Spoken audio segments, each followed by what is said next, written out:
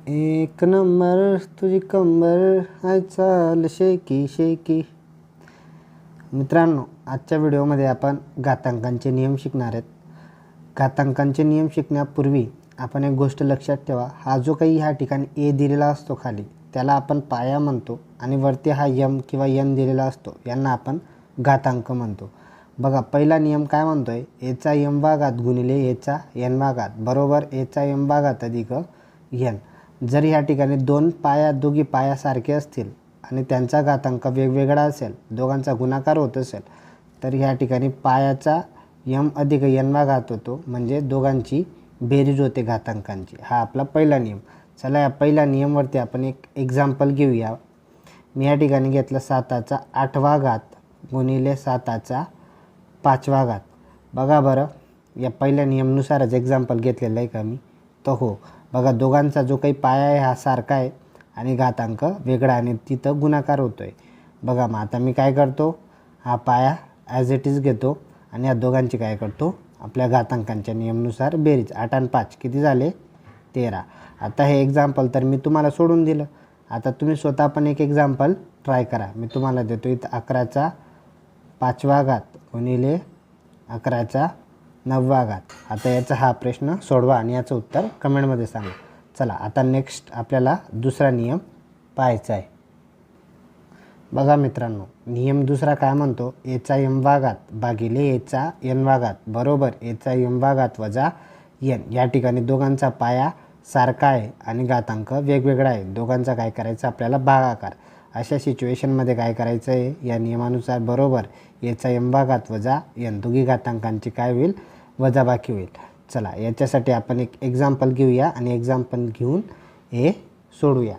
बघा, मी या ठिकाणी एक्झाम्पल घेतो 9चा 13वा घात भागिले 9चा 8वा घात. काय करणार या ठिकाणी, 9चा 13वा घात वजा 8. चला, सोडवा. 13मधून 8 गेले, किती उरतात? 5. मग इथं उत्तर काय येईल, 9चा 5वा. हे तुम्ही सोडवा आणि याचं उत्तर कमेंटमध्ये सांगा. चला मित्रांनो, आता आपण तिसरा नियम पाहूया. तिसरा नियम काय आहे, एचा एक्सवा घात कंसाचा वायवा घात बरोबर एचा एक्सवा घात गुणिले वाय. तर अशा प्रकारे जर तुम्हाला एखादी पाया दिला असेल आणि त्याचा घात असेल आणि त्याच्यानंतर कंस देऊन परत त्याचा घात असेल, तर अशा वेळेस काय करायचं, या दोघी घातांचा काय करायचं, तुम्हाला डायरेक्ट गुणाकार करायचं आहे. चला, एक एक्झाम्पल घेऊया आणि त्या एक्झाम्पलद्वारे आपल्याला हे उदाहरण सोडूया. बघा, मी ह्या ठिकाणी घेतलं 9चा 2रा घात गुणिले 3. आता काय करायचं, आपल्याला इथं घ्यायचं आहे 9 आणि या दोघांचा काय करायचं आहे, गुणाकार. मग मी इथं 9चा 2रा घात गुणिले 3. आता दोघांचा गुणाकार काय येईल, 6, म्हणजे 9चा 6वा घात. आता हे मी स्वतः सोडवलेलं आहे आणि मी आता एक तुम्हाला सोडवायला देतो, जे तुम्ही सोडवा. बघा, मी तर तुम्हाला देतो 8चा 5वा घात आणि त्याचा 8वा घात. आता हे तुम्ही सोडवा. बघा, चौथा नियम अतिशय सोपा आहे. एखादी संख्या दिली असेल आणि त्याचा 0वा घात असेल तर तो नेहमी काय येतो, 1. मग ती जी ए असेल ती जगातली कुठलीही संख्या राहू द्या, काही मॅटर करत नाही. त्याचा जर 0वा घात असेल तर त्याचं उत्तर डायरेक्टली 1 येतं. बघा, मी या ठिकाणी एक्झाम्पल घेतो. मी घेतलं इथं 45चा 0वा घात, तर डायरेक्टली 45चा 0वा घात काय येणार आहे, 1 येणार आहे. आता हे एक्झाम्पल मी सोडवलेलं आहे. एक एक्झाम्पल मी तुम्हाला देतो, ते तुम्ही सोडवा. तर याचं उत्तर कमेंटमध्ये तुम्हाला सांगायचं आहे काय. बघा मित्रांनो, 5वा नियम पण अतिशय सोपा आहे. काय आहे, एचा पहिला घात बरोबर ए. जर तुम्हाला जगातली कुठलीही संख्या दिली असेल आणि ते संख्येचा पहिला घात दिला असेल तर ती स्वतः संख्या येते. म्हणजे जर मी इथं समजा एक एक्झाम्पल घेतो, मी जर इथं घेतला 100चा पहिला घात घेतला तर काय येणार आहे, डायरेक्टली 100च येणार आहे. अजून आपण जर घेतला इथं 25 घेतला, 25चा पहिला घात काय येईल, 25च येईल स्वतः.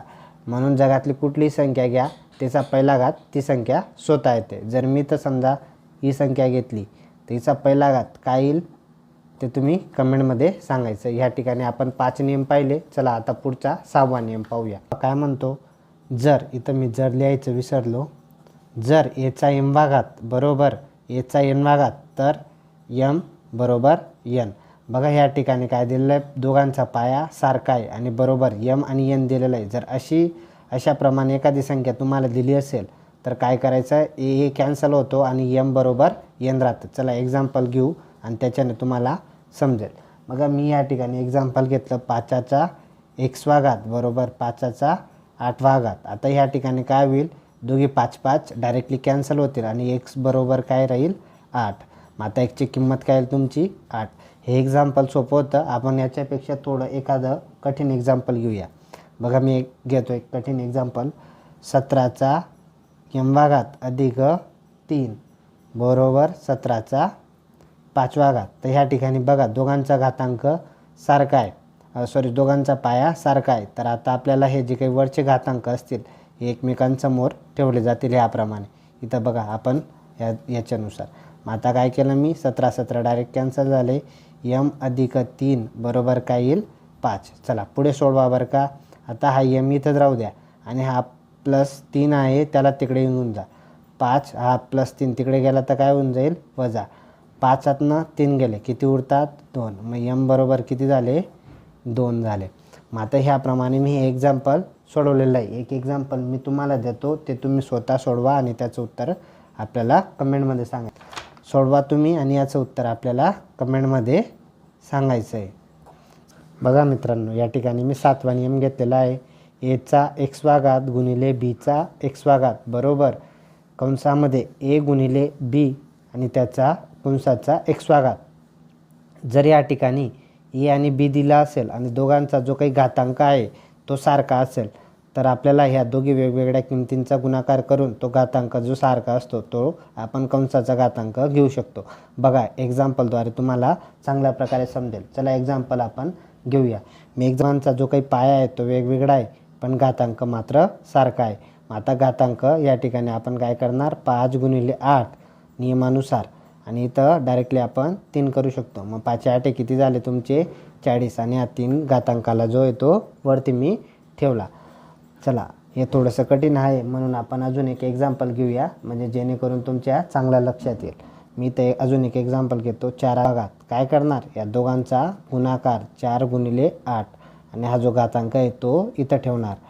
8 × 48 आणि हा 6वा जो घातांक आहे तो या ठिकाणी ॲज इट इज. आता मी एक एक्झाम्पल तुम्हाला देतो ते तुम्ही सोडवा.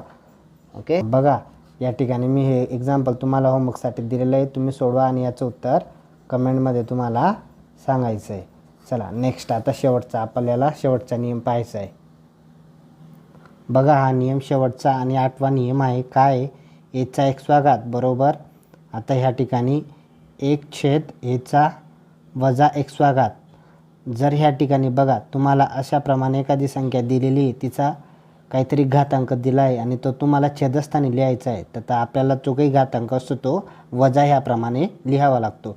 किंवा तुम्हाला ऑलरेडी घातांक हा वजा ह्याप्रमाणे दिला आहे तर तो तुम्हाला छेदामध्ये तो कसा म्हणजे अधिक असा लिहावा लागतो. बघा या ठिकाणी आपण एक एक्झाम्पल घेऊ म्हणजे जेणेकरून तुम्हाला चांगल्या प्रकारे समजेल.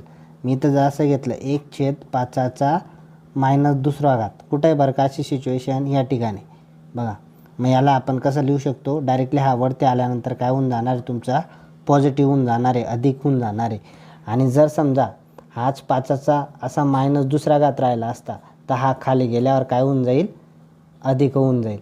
जर इथं अधिक दिला असेल बघा ह्याप्रमाणे तर तो खाली आला तर वजा होतो आणि इथं वजा दिला असेल तर तो खाली आल्यानंतर अधिक होतो 1/7 प्रमाणे. मग अजून एक एक्झाम्पल घेऊ जेणेकरून तुम्हाला चांगल्या प्रमाणे समजेल. मी जर ह्या ठिकाणी लिहिलं 1/8 -1/8 वजा 2 घात तर हा वजा 8 वरती गेल्यानंतर काय होऊन जाईल 1/8 वजा 2 घात. आता हा 8चा वजा 2 घात वरती गेल्यानंतर कसा होऊन जाईल अधिक होऊन जाईल म्हणजे 8चा अधिक 2 घात ह्याप्रमाणे होऊन जाईल. आणि जर हा ह्याप्रमाणे दिला असेल 8चा वजा 2 घात हा खाली गेल्यानंतर काय होऊन जाईल अधिक होऊन जाईल. म्हणजे इथं जर वजा राहिलं तर खाली गेल्यानंतर अधिक आणि इथं जर अधिक राहिलं तर खाली गेल्यानंतर वजा. याप्रमाणे हा 8वा नियम आहे. तर तुम्ही हे 8चे 8 नियम पाठ करा. आता मी बघा या ठिकाणी तुम्हाला अजून एक एक्झाम्पल देतो जे तुम्ही स्वतः सॉल्व करा ह्याच्याशी रिलेटेड. मी देतो इथं तुम्हाला 9 - 9 मग हे याचं उत्तर काय येतं हे कमेंटमध्ये सांगा. व्हिडिओ आवडला असेल तर एक लाईक व्हिडिओला नक्की करा. अशाच प्रकारचे व्हिडिओजसाठी, गणिताचे व्हिडिओजसाठी तुम्ही आपल्या चॅनलला सबस्क्राईब करू शकतात आणि लाईक नक्की करा. भेटूया पुढच्या व्हिडिओमध्ये. व्हिडिओ पाहिल्याबद्दल सगळ्यांचं धन्यवाद.